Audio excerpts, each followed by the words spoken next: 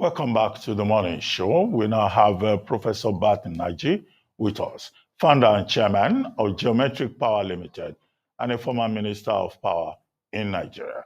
Good morning, Prof, and thank you for joining us. Good morning, Ruben. Good morning. Well, Prof, you've been a special presidential advisor on power. You've been chairman of Presidential Task Force on Power. You've been Minister of Power in Nigeria, and you're chairman of Geometric Power Limited. So this is an issue that nobody needs to explain to you.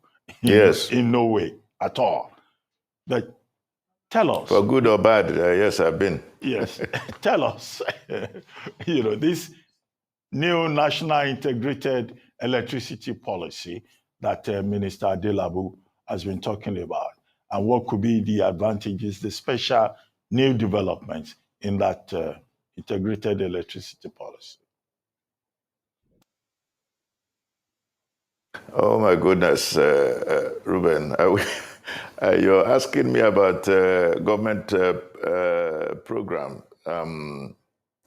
Well, always all the policies are intended to be good. It's about implementation. That's really the issue. First of all, for me, they can't hear me. I can hear you, sir. They're playing promo. Adverts.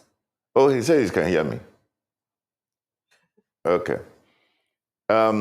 So the growth of power in Nigeria is critical. That is because the amount of power that we have installed is not anywhere comparable to what we should have for the nation. So there must be as long as the National Integrated Power Initiative is delivering on increasing power, aggressively actually increasing power availability, then we are making progress.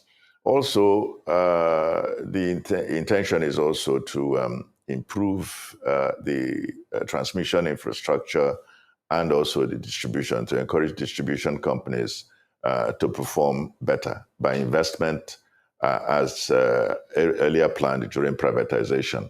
I think on those, then the policy would go somewhere.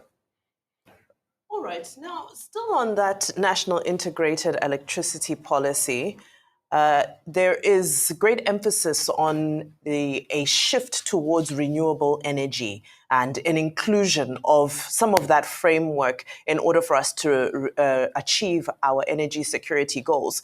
However, there's also been news of a possibility of a banning being placed on the importing of solar panels, for example. So my question to you is, with regards to renewable energy, does the framework do you think the framework would be better supported if we're to ban the import right this moment? Or what type of trajectory do you think we need to embark on to embrace renewable energy?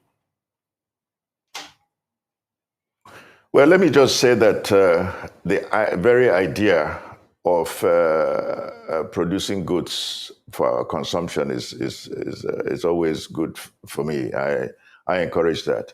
But do we have capacity to produce the solar panels to support what we want in the nation?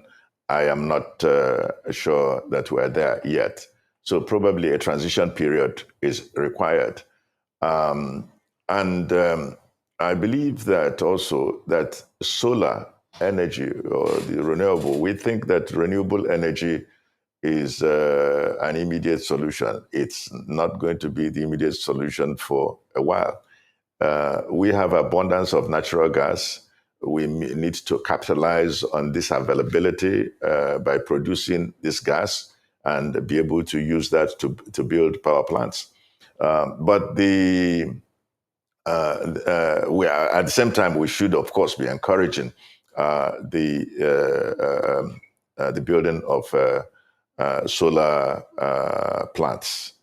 The solar is basically, in terms of renewable, aside from, of course, the hydro, that's the most plausible in terms of renewable in Nigeria. We can't be talking about, say, wind. It's not as good here as you would find in some parts of Western Europe.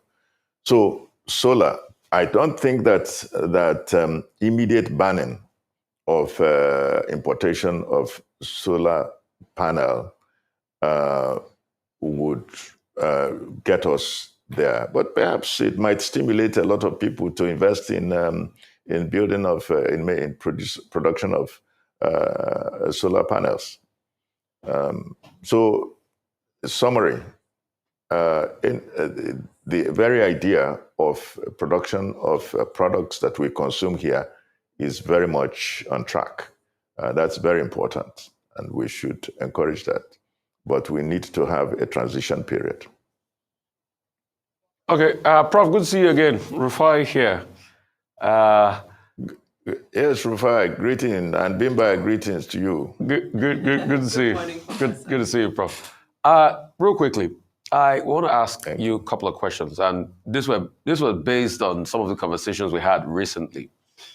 Number one will be around getting a framework, for number one, a distributive channel for power, and probably a place where we can get also an investment pot to be able to invest in the prerequisites to be able to channel power from one part of the country to another, which is not just about one unit like you have that is doing expandable now to about 188 megawatts, but a pot that says, okay, what's the needs-based assessment of power in this area?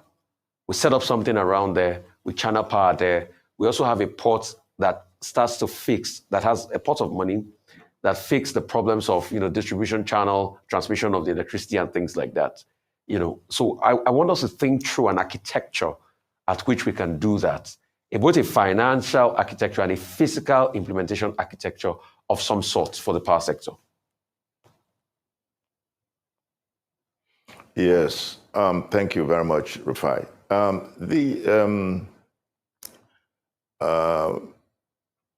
If you have locations where you are able to have solar can be better harvested, and we invest in that kind of location to serve the nation, that is good. If we have location where you have natural gas and you build power plants, sometimes people think that unless you build a power plant right at the back of your yard, that you are not going to get the power. You can transmit power. But of course, the transmission infrastructure must be able to deal with it.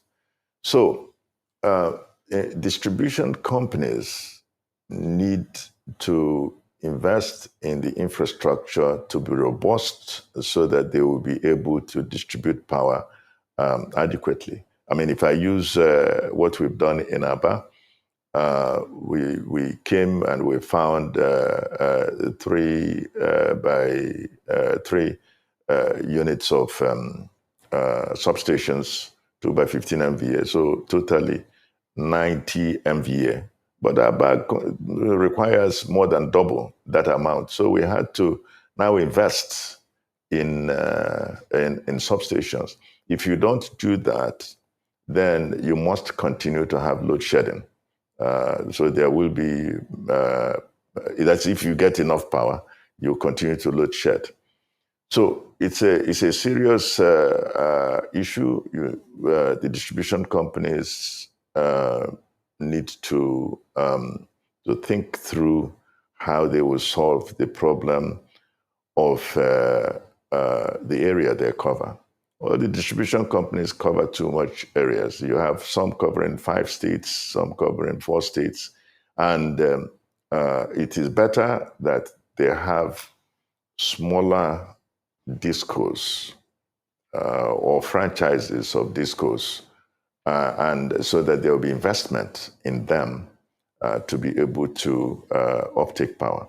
It's critical that we understand that the discos being creditworthy off-takers of power would lead to better investment in power sector. Because right now, if a disco, as the disco is not, or discos are not creditworthy, then gencos can't sell directly to discos that are not creditworthy. It's a simple economics. So if we have the gencos, if we desire for the gencos to be able to continue to build up, or for more gencos to come on stream, then the discos have to be able to pay. They have to be creditworthy enough.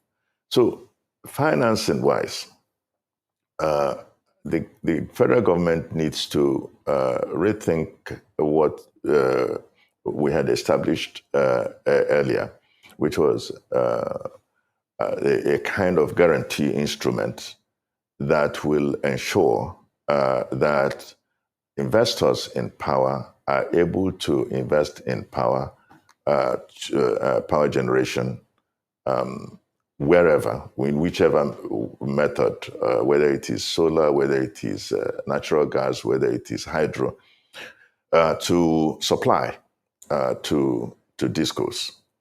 So this is very important, the guarantee instrument. And I'm not sure that the state governments as sub-sovereigns have capacity to do this in terms of being able to guarantee investment in generation of power in their areas. But these are perhaps a state like Lagos might be able to do it. Maybe some groups of states might be able to achieve this. But we have to have a discussion on formula, 1, to finance, 2, to generate enough, 3, to make transmission and distribution robust. As we are now, the transmission infrastructure is simply not going to be able to carry the required power in the nation. My number, which I continue to say anywhere, is that we need at least 100,000 megawatts of power here to be available, not just merely installed, to be able to serve this country. Okay, Prof. Well, I don't know if I have touched on what you are asking, Rufai. Right? Yeah. Okay, Prof. I'm not too sure that you answered my question about integrated electricity policy, but I get your point about implementation. Nobody can argue with that. But 2 things. Now, you were in Lagos on, I think, sometime in April 15, thereabouts, to give a keynote speech at the Lagos State 2025 Energy Summit. But there's an issue about the rights of states or state high courts, a matter involving Aba electricity consumers that went to Isiala Ngwa High Court, and Chief Mike Ahamba, SAN, arguing that state high courts do not lack jurisdiction. But the main point that was brought up is that high tariffs, that these discos, they are bringing serious high tariffs that are punitive. I would like you to address that, as somebody who runs an integrated power company. And secondly, on May 5, you invited President Olusegun Obasanjo to the geometric power plant, where you gave a speech titled The Nigerian Possibility. Now, what is the Nigerian possibility that we face? I recall that on that occasion, you praised President Obasanjo, you praised Governor Alex Otti, you praised who now? Dr. Pascal Dozier. President Tinubu. And President Tinubu. Okay, yes, but apart from praising these leaders, the possibility that we are looking for as ordinary people is to have electricity, is to pay affordable tariffs. And for us to be productive, if we could just, unpack all of these issues. Thank you very much, Ruben. I know you understand economics very, very well.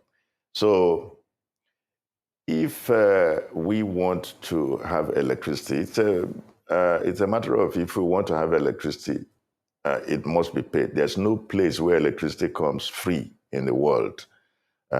You have to pay for electricity, but affordability, yes. That is, it must be cost reflective. So the costs of installing electricity, I think if you go around the continent, you begin to compare the price of electricity in places where the electricity is not subsidized. But when it is subsidized, that's a different thing. Then it means that the state is carrying the burden. And the state may be, in fact, the producer of electricity and is supplying to the people. But if you now compare the price of self-generation of electricity, and self-generation could be by any method, it could be by diesel, for example, which is the typical one.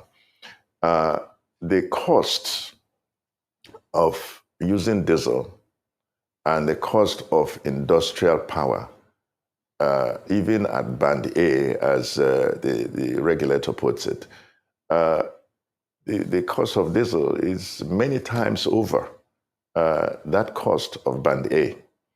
And so the issue is, do you want to take electricity reliably and be sure and have control of when you take the electricity, or do you want to self-generate? Now, the only thing that is important, what is important, and actually the people of Aba, they are requesting that we meter them so that it's not unestimated billing. We are very much, in fact, our company is going to be putting hundreds of thousands of meters this year. And I think that by the middle of next year, we should have metered most of our customers.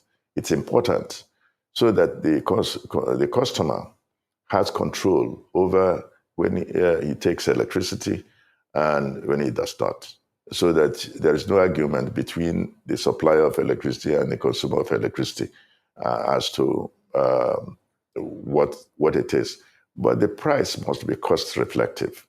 And you will find that the federal government can't cope with having